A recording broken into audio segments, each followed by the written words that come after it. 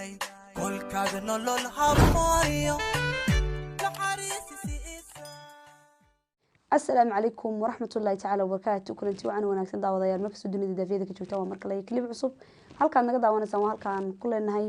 barteeda YouTube-ka Hodan Fashion asxaabtada qiimaha iyo qadarinta mudan waxaan idinka codsanayaa dad channelka ku cusub tahay subscribe saarta kambalelka fritid si aad ugu mid noqoto qofka horeeya daawada aad baad ugu mahadsan tahay inta kadib waxaan rabaa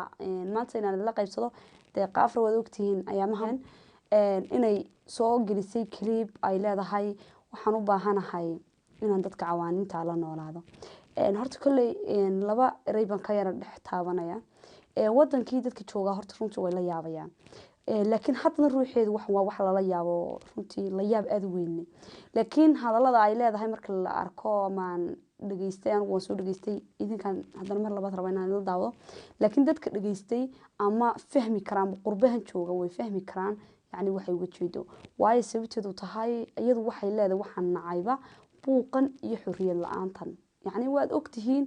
in dadka qurbaha jooga ay bila xorriyad yihiin bila xorriyad markaan ku leeyahay maaha yani guriga lagu la maamulayo maaha macnaa in adiga lagu daba socdo laakiin meeshan hawsha aad ka qabanaysaaba yani tusaale ahaan yar haddaan ka siiyo waad imanaysaa waad kacaysaa waad soo kacaysaa waad shaqo tagaysaa waad kasoo noqonaysaa waad imanaysaa guriga waxbaad cunaysaa waad seexanaysaa nolosha dhan booyaysaa marka qaar 10 saac shaqeynaysaa marka qaar 12 saac shaqeynaysaa marka qaar 8 saac shaqeynaysaa seen u wada ognahay 8 saac ba ugu badan wadamadan Yurub laakiin haddana way jirtaa dad ku sii darsada way saacado kale ama 2 saac oo kale ku sii darsanaysaa 2 saac markaad ku sii dartid ama 1 saac oo kale 9 saac oo qofkii shaqeynay dad ba jira 10 saac shaqeeya laakiin 8 saac uu diiwaan gashan tahay 1 saac nood ka socotaa 1 saac nood ka socotaa 1 saac nood ka socotaa 1 saac nood ka sii socotaa imisa isku noqonaysaa 12 saac oo qof soconaya markuu yimaadana in yar buu seexanaya dan uu soo tuusay hadana kulli waa nolol yani habeen maalin ma deyn kartid waqti gooniye ma deyn kartid waqti gooniye ma deyn kartid sabti axad kaliya talfiisay dadka qaar baa sabtida ku darsada marka hal qofki weegi hal qof maalin buu leeyahay oo caadi yani uu balaysan uu jooga guriga wixii uu qaban kara uu qabsanaya markaas sidaaba nolosha dhanba weeyaan hada 10 sano ku noolatay saasbaatay 20 sano ku noolatay saasbaatay sida marka dadkii wadankii joogay ama dadkii wadankii ka yimid runtii way adagtay sidoo ula qabsadaan waayo nidaamka meeshan ka jira iyo nidaamka wadageena ka jira isku mid maaha taas baa aan oran karaa ayaa ku keeni karta inay leedahay noloshu yani way buuq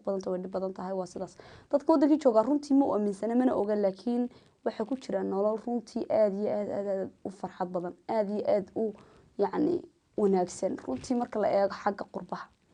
marka bal aynu ku socono deeqa afra iyo waxay ka tirada insha Allah bilaakin in wada daawano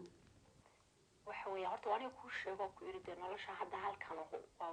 waa nolol bila xasilooniya marka waxaan ka doorbiday nolol kale oo ka yara degan oo maaragtay bila buuq ah oo intan hadda calaamadahan anigu hadda aan soo sheegay oo dhan ay ka madax banaan yihiin marka waxaan go'aansaday inaan ka mid noqdo dadka loo yaqaano dadka cawaanta ama baadiyaha ku dhaqan oo bilaa macnaha waxyaalahan hadda aan sheego dhanba dee aan arki karin marka sheekadii aan waan sii watay go'aankayga waan ku sii adkaystay waxa dhacday markay walaalo Cabdixafiidow inaan aado inaan qiimeeyo horta xagan ka heli karaa marka xagee macnaha waxaan ka suurtagali karaa waxaan hadda maskaxda iiga jirta oo iiga guuxaysa xagee ka suurtagali karaa adigu sheekadii sii waday waxaan marka hadda ka hor aan dhowr jeer tagay dalka Indonesia ayaan waxaan tagay dhowr jeer marka dalkii markaan dhowr jeer tagay ayaan ka helay waxaan ka helay macnaha dadkooda miyigo kale waa dad free ah oo maaragtay dhulkuna waa dhul qurux badan marka meeshaas horta waxaan sida aleelahay noloshaan aad sheegaysid oo degan oo bilaa buuq ah oo maaragtay qofku duurkiisa isaga jiro oo laba maaragtay caleen midna hoos lagu xiranayo midna kor lagu xiranayo oo aan maaragtay lahayn koronto iyo balaaye iyo cunno maaragtay wax lagu soo daray iyo waxaas aysan ka jirin oo dee natuur ah marka aniga horta taasaan maskaxdayda geliyey deetana waxaa dhacday inaan maaragtay dadaal badan u galo oo maadaama dhulkaas aan jeclahay Indonesia oo hadda ka horna aan tegay ayaa waxaan sameeyey inaan maaragtay sii wado oo dhulkii tago oo at least wixii iga suurtagali karaa laakiin yow waxaan maskaxda haddana kusoo dhacday dee keligaa meeshaas ma aadi kartid way kugu dhib badan tahay dee qof keligiis meeshii aaday ma taqaanid maxaad samaysaa marka waxaan markaa haddana doorbiday inaan lamaano yeesho lamaanihii marka halkan haddii aan idhaahdo qof halkan jooga ama meel kale joogaan ka kaxeeyo ayaan maaragtay u geynayaa maaragtay dadkaas cawaantaasaan ka mid noqonaynaa way nagu adkaanaysaa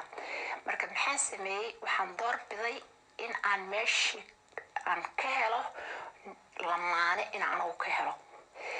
taas baa haddana sii adkaatay waxay ku adkaatay waxa weeyaan dadkii aad ba waxa u adag in lala kulmo dadkan maaragtay duurjoogta ah si loola xiriiro in loola kulmo waxaasoo dhan aad ba u adag tahay adigu juhdi badan iyo arrimo badan baa meeshii maaragtay aan runtii xooga saaray ilaa amarkiis wax walba way yara fududaadeen inkastoo aysan fududayn laakiin haddana somehow maaragtay waxbaa suurta galay waxa dhacday marka walaalo in aan dad meeshii maaragtay dadkaas inaan la xiriira u baahanahay muddo badan bay qaadatay runtii qarash badan wax badan baa baxay anyway waxa dhacday anigu inaan maaragtay CV-gayga aan qoro oo anigaan deeqa ahaana maaragtay intaan CV-gayga qoro aan gudbiyo si maaragtay at least la igu soo jawaabo adigu muddo ka bacdi waxa dhacday inaan sawiro badan oo maaragtay aan helay adigu 22 ilaa 30 qiyaastii dadkii duurka ku noolaa ka mid ah marka waxa dhacday marka ilaa amarkiisa sawiradii anoo fiirsanaya oo isla dee haddaabad maaragtay noloshii dhinacaas aad ku abuuri lahayd waad gaartay xilligeedii ayaa waxa dhacday cabdixafiid oo wallahi waxba kaama qaranaye waxa dhacday waxaan arkay oo indhahayga ku dhacday nin maaragtay cajiiba oo Soomaalida waxay u yaqaanaan dadka quruxda badan faras wallahi faras buu ahaa ilaah baan ugu dhaartay sawiradii wallahi ma wada daawan sawirada inaan sii wado oo daawado bay ahayd man daawan waxaan sameeyey waan joojiyey meeshii waan ku joojiyey isaan ku noqday haddana waan fiiriyey dadkii isoo diraan la xiriira waxaan ku yidhi waxaan u baahanahay qofkaas weeye adigu processka la bilowday in la is arko in maaragtay la kulmo asxaabtada qiimaha ee qadarinta mudan oo wada daawateen runtii waa wax la yaab leh inaabay kaba samaysato qof ay ka hesho duurjooga way adag tahay qof aanad luqadiisa garanahayn aanad garanahaynin siduu hadlayo aanad garanahaynin wuxuu inuu ku cuni doono iska jeclow jacayl waxa weeyaan jacayl sonkora weeyaan baan odhan karnaa runtii waad soo wada daawateen clipkani aad buu dheeri 30 daqiiqo socdaa laakiin ma wada daawan karno oo waqtigu inoo saamaxayo laakiin insha Allah bidillah karimta soo daawateen way soo daawateen inta kalena way soo daawan kartaa waxaana ka soo daawan kartaa waxay ka soo daawan kartaa Cabdifataax Maxamuud Jaamac ay ka soo daawan kartaa YouTube-kiisa ayaa la soo galiyay kolintii soo daawateen soo daawatay marka runtii wax way clip aad u la yaab badan ama hadda lama yaabin laakiin qayb waan kala yaabay markii adduunkan dhibtiisa iyo qaxarkiisa waxa uu qurux badnaa ba uga wanaagsan maadaama duurjoogta iyo dhaqankii iyo wax doonayso halkii duurjoogta ka raadinaysay maadaama deydaysa dad ay miyigi iyo waxay deydaysay dhaqan iyo wax deydayso inay xagga wadankii u leexato oo iska tagto wadankii markay wadankii tagto coosh yar hadaladeeda waxa ku jira inay leedahay wax yar coosh yar wax gacanta lagu sameeyay doonaya hadhownaan marooyinkiina ka dhigano caleemaha laakiin caleemahaas ku yar qaldantay doonayso cooshid iyo dhaqankeena intay tagto ay buul yaro cooshad ama buul yar ay meel ka taagato dhowr waxaan ku wada ari ama dhowr geel iyo wax la isku soo ururiyo halka ay ku dhaqato dadna halka nibigeeda ku salido layso oo ay tukanayso aanay waxba ka xumaanayn laakiin halka ay afseerka ka gashay waxa weeye hadda qurbihii nacdaynantu ama qurbaha dhibtiisa ka dulta